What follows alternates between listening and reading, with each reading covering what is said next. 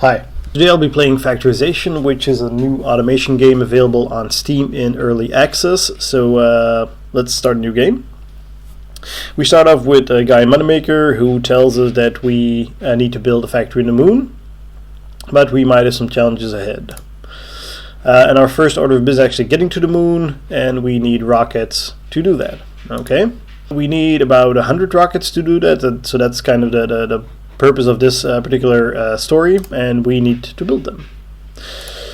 So let's start with the factory. We'll take the name that the guy suggested, Moonactory. We need to build 100 rockets. I'm gonna skip the tutorial because I'm gonna explain the mechanics in the game itself. So we start with an empty map. We have one worker and we have a container which has some initial items that we can use to build. If we then hit tab, we get the game overview, which presents us with a few tabs. We have a build overview, but we can't really build much, only more workers, until we research some recipes. So let's go to the research. We have 6 tiers, as you can see. You need to unlock the recipes to build the items, and obviously in the last tier we'll be able to build rockets. Unlocking recipes costs money, but we got some money from my guy Moneymaker and his investment friends, so let's unlock the first tier.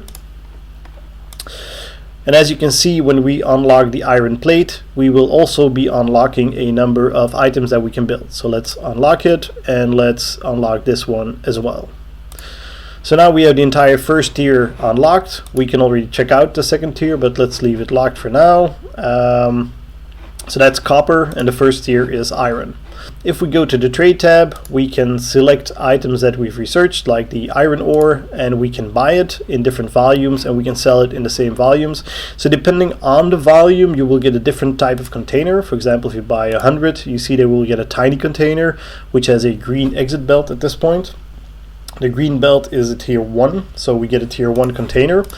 If we buy 1,000 iron ore, we get actually another container, a bigger container with a faster belt, and we can actually use that to our advantage, which I'll show soon. And then in the last tab we have an overview of our factory, how much electricity we're spending, currently not a lot, what costs we have, which is basically electricity and wages and loans, and the total value of our factory, which is calculated on a number of factors. So the research that we did, the amount of money we have, the amount of items we have, the size of the map, and all that factors into the total value.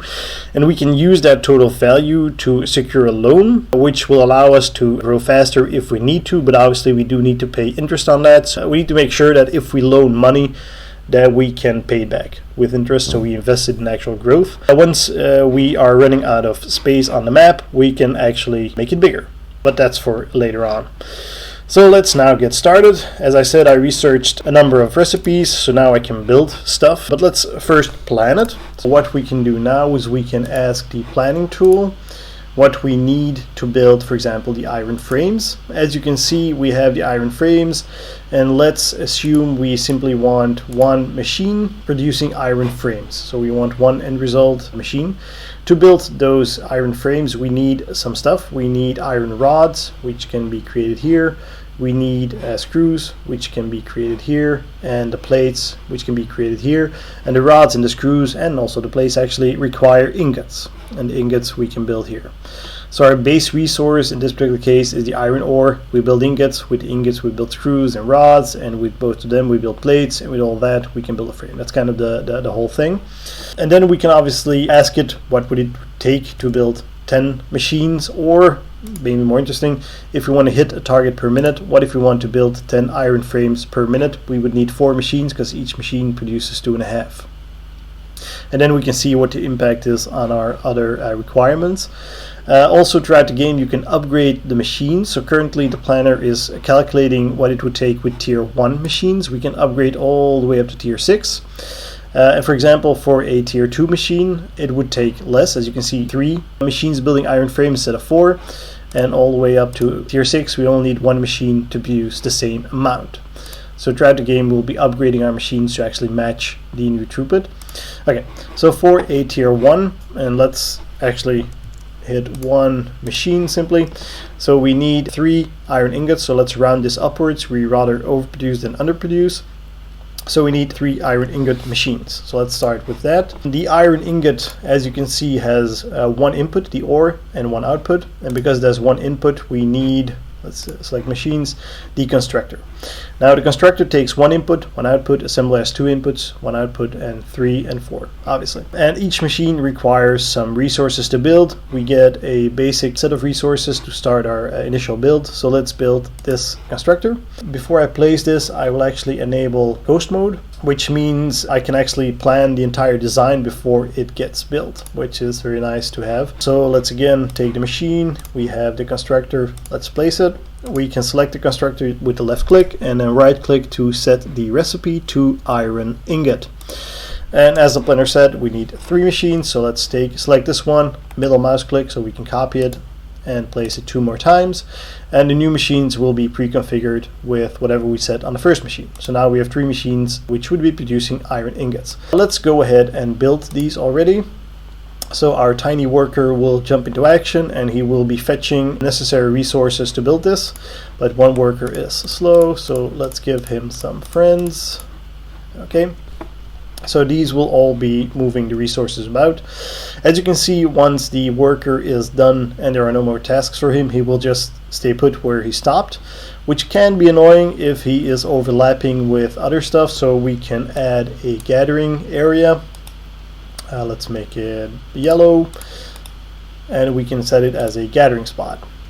So you can use this for multiple reasons, also for color coding, and it is basically done. Normally you just drag and you get a blue rectangle, but if you do shift drag you get a red rectangle, which also stays when you release the mouse button, and then you can right click it and do stuff. We can also set it to a wall, at which point the workers cannot cross it. Okay, so our machines have been built in the meantime. As you can see, when I right click, the workers are not allowed to put items in, which is the default, which does mean that I have to automate the resources to get there. Let's first buy the necessary resources. So we have the iron ore. Let's buy 1,000 and let's put that here. And then we have the splitter, which we can put here. And we have a belt going up into this machine and down into this machine. Let's build this as well. So the workers again jump into action. They will build this, the machines can start feeding, and we can focus on the next part, which is the screws.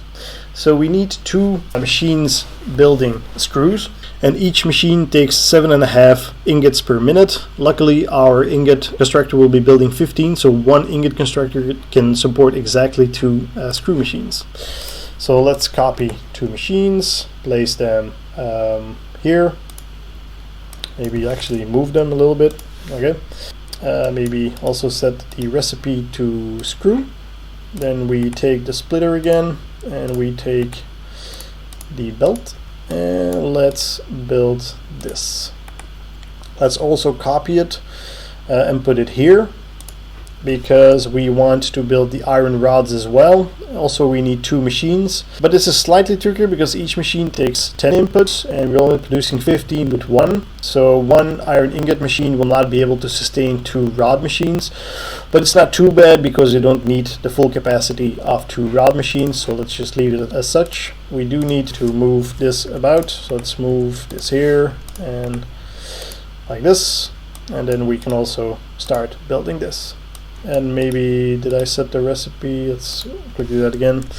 So we have the screws, the rods, the ingots. Now we need the plates. A plate also takes an ingot and a screw. So we have the screws coming out here. Let's merge them. One interesting thing to watch for, let's open this up. Okay, so we are building 22.5 screws per minute. We have 2 machines, so that's 45. And as you can see on the hover, a belt Mark 1 can take 60 items per minute. So we can actually combine these 2 machines onto 1 belt and it should be fine.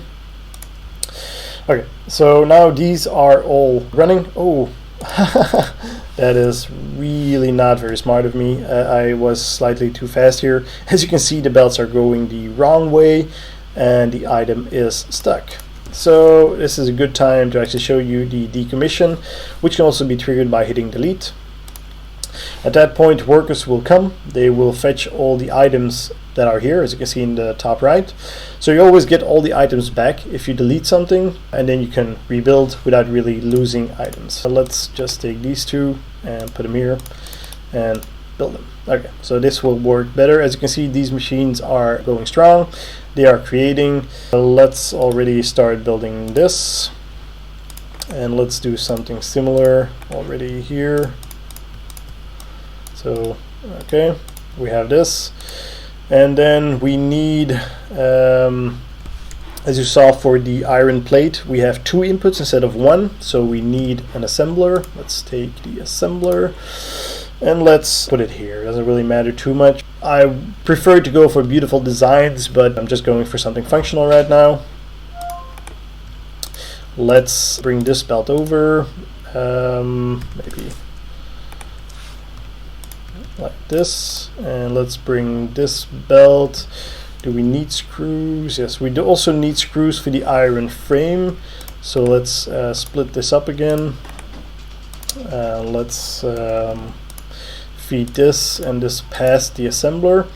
So at this point we should be getting screws on this line, and we'll be getting iron plates on this line, and we will be getting the rods on this line. So let's all put them past here. So these 3 lines will be able to produce our iron frame.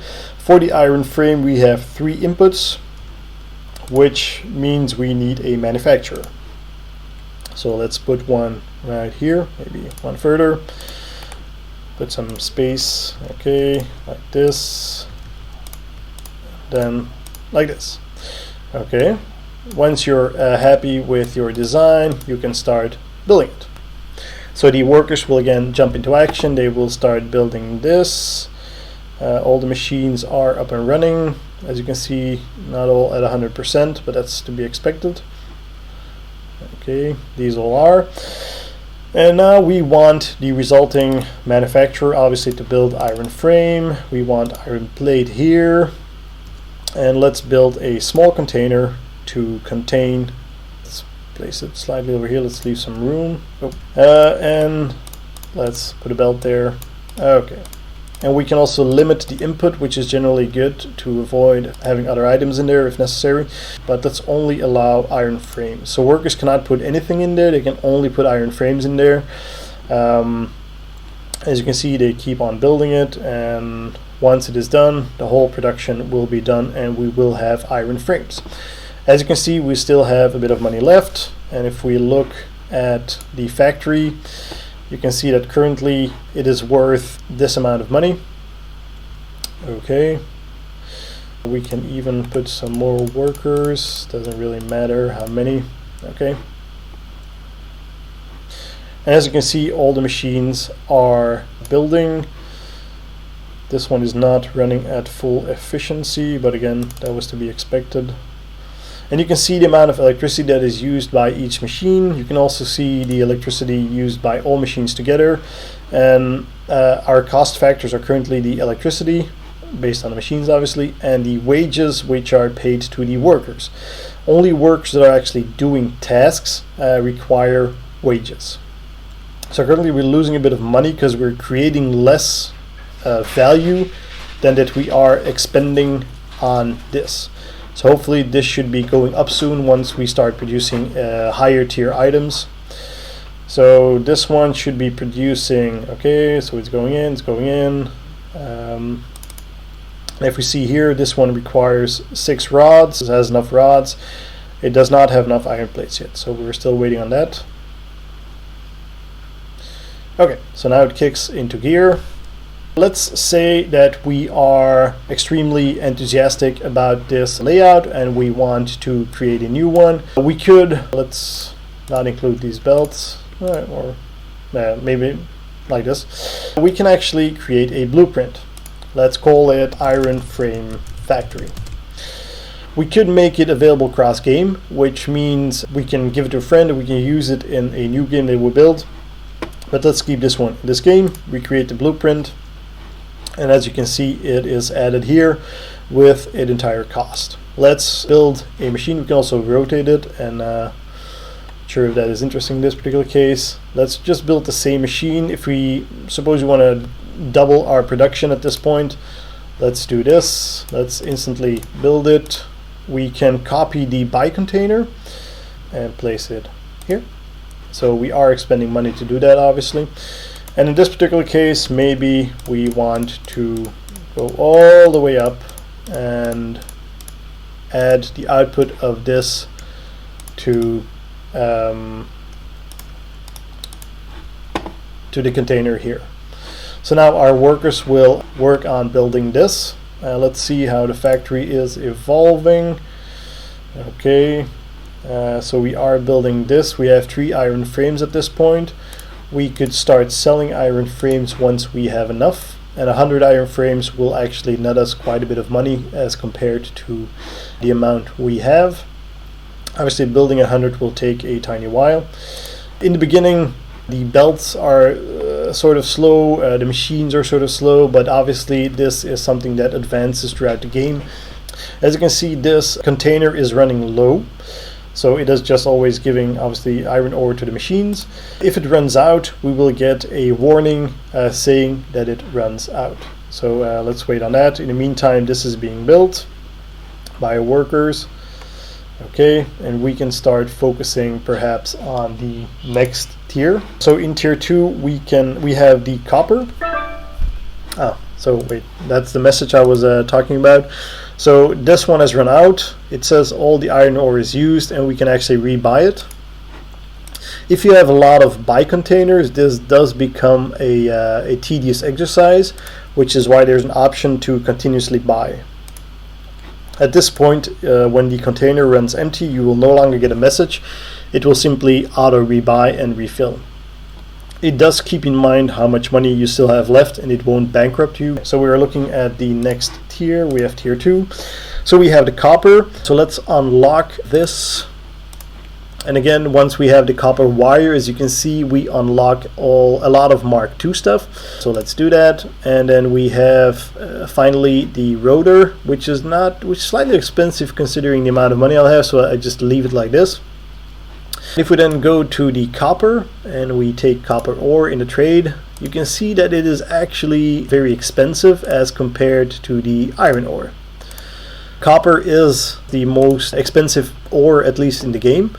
But that also means all the derivatives of copper, so everything you build with copper, for example the wire and stuff like this, is also very lucrative to sell. One single rotor will net you about 5,000. So now we have the copper, and we can again ask the build tool what we might want to build. For example, the copper wire can be an interesting source of revenue because it is worth quite a bit and can be built pretty fast. So we shall focus on that first. In the meantime, our container here is slowly filling up with the iron frames that we're building. Both of these are running smoothly, so that's okay. Let's just leave this for now. Let's zoom out a little bit. Let's on the right perhaps. Here we can build, and we build it like this.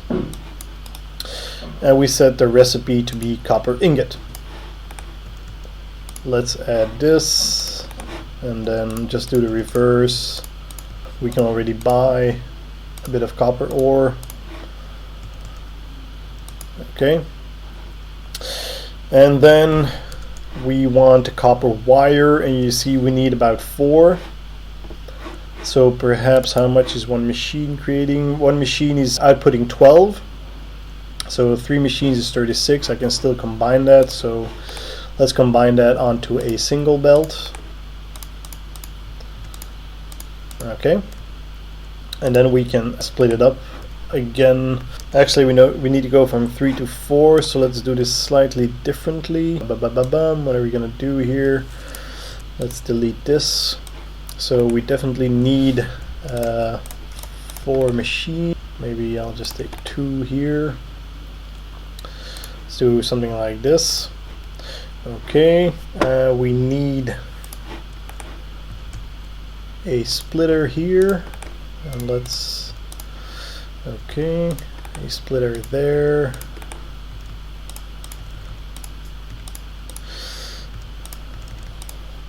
Okay, so we have this machine feeding that, this machine is feeding that, and let's have this machine feed both of those, and that should be fine. And then let's select these. If you over select, by the way, so I have constructors and belts and splitters, you can do a Alt and then click on whatever you want, and it will limit the selection to only that type.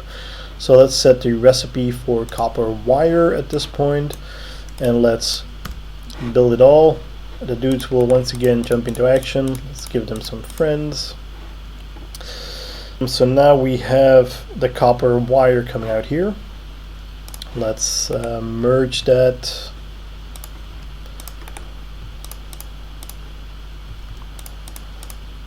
And then perhaps merge it even further. Again, this is not the most efficient layout. I've built a lot more efficient layouts. We have two use cases for the copper wire. Obviously, we want to be able to upgrade. So if we look now at our builds, because when we unlocked this copper wire, it unlocked a lot of machines, mostly tier 2. So we can now build tier 2 belts. As you can see, they're twice as fast as the Mark 1 belt. We can also show both belts here. If we just uncheck this box, we can see the Mark 1 is at 60, the Mark 2 is at 120. And the only difference between those two is the addition of copper wire. So once we have copper wire, we can start upgrading our belts. The same is true of machines. So we have the Mark 1 constructor here, and the Mark 2 constructor is obviously somewhat more expensive on all fronts, but also has copper wire. We have two use cases for this. We want to be able to upgrade our belts and stuff, but we also want to be able to sell it to start making some money. What we want to do first perhaps is split, and then at the top we'll put the trade container, and at the bottom we'll put the actual container. Let's limit that to copper wire in this case, and let's also sell copper wire. Okay, so this will be selling copper wire, and this will be storing copper wire, which we can use for other stuff. Also build this again, dude spring interaction. In the meantime, these are building, so we're starting to acquire some copper wire. This is running out very fast, as you can see. We can no longer refill it.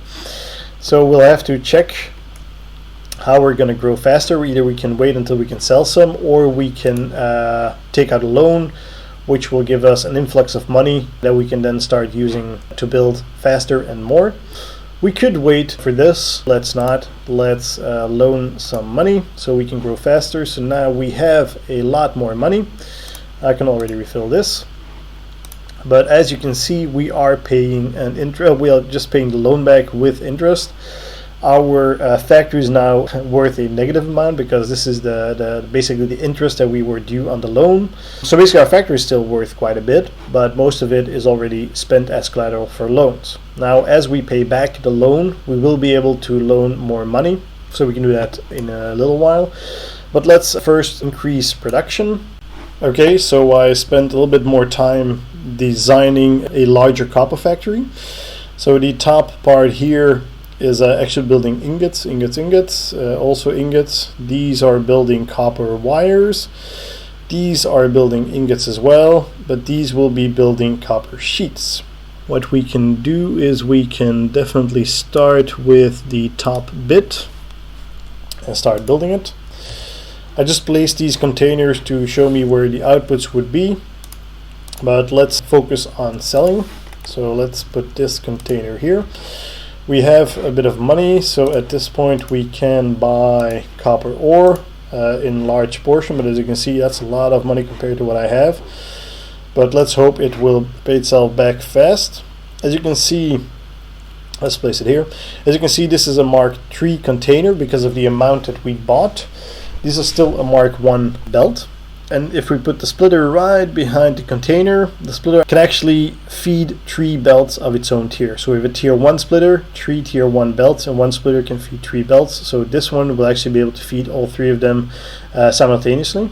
I also need to build these. Okay. Which one is out? Okay, so let's refill and let's continuously buy, so these can just keep building. So I probably don't need that many iron frames at this point. It was more of a demonstration than anything else. But let's just keep building them and we can sell them soon. So as you can see, the value of my factory is now steadily increasing after we had some hiccups right here. I do need to start making some money, especially because this one just refilled. Let's start selling some iron frames to cover some of the costs. Okay. And let's allow workers to put items in, because we do have some iron frames here as well. So I am gonna loan just a little bit more. As you can see, I can actually loan 58,000 more. Let's do 25, so we can cover the cost until we actually sell this.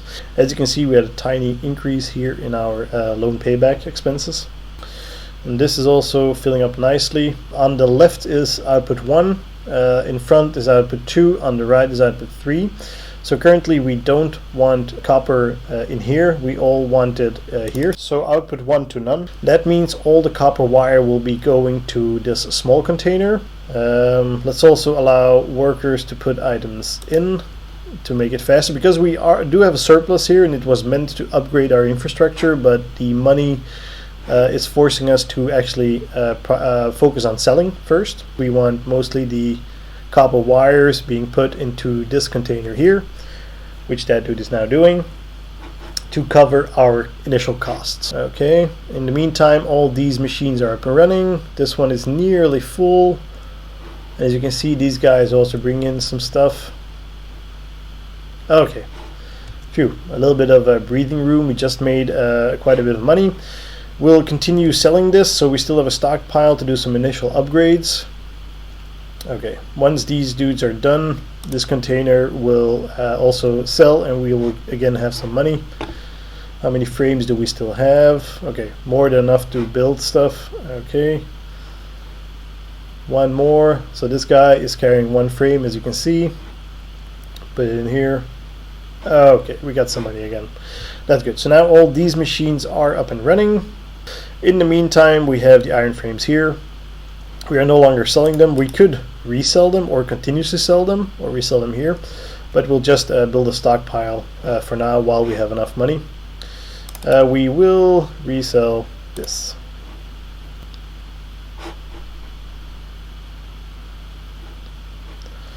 As you can see, we nearly have a full container again, although this one is empty. So let's sell one more batch and then we'll start stockpiling again. Okay, so we just sold another batch. Let's have this one be all again, and then we'll be filling this one again. Let's resell though. Okay, let's just continuously sell. That's going to be easier. Let's have a look at our factory tab. As you can see, we are creating a lot more of value because we are processing copper. So again, to recap how the value proposition works, we have obviously some money.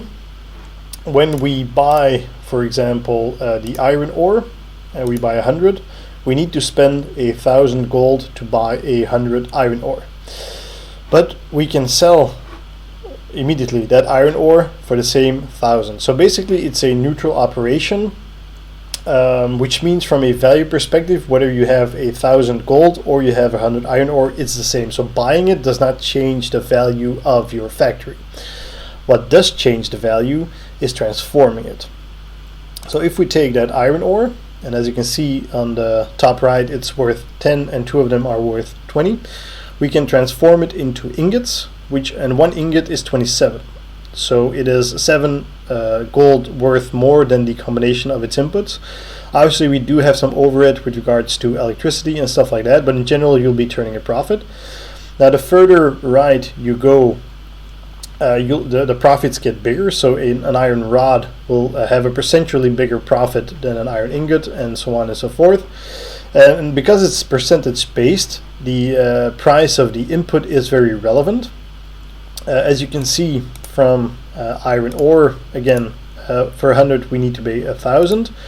For copper ore, to buy 100 you need 15,000, which means copper is about 15 times more expensive.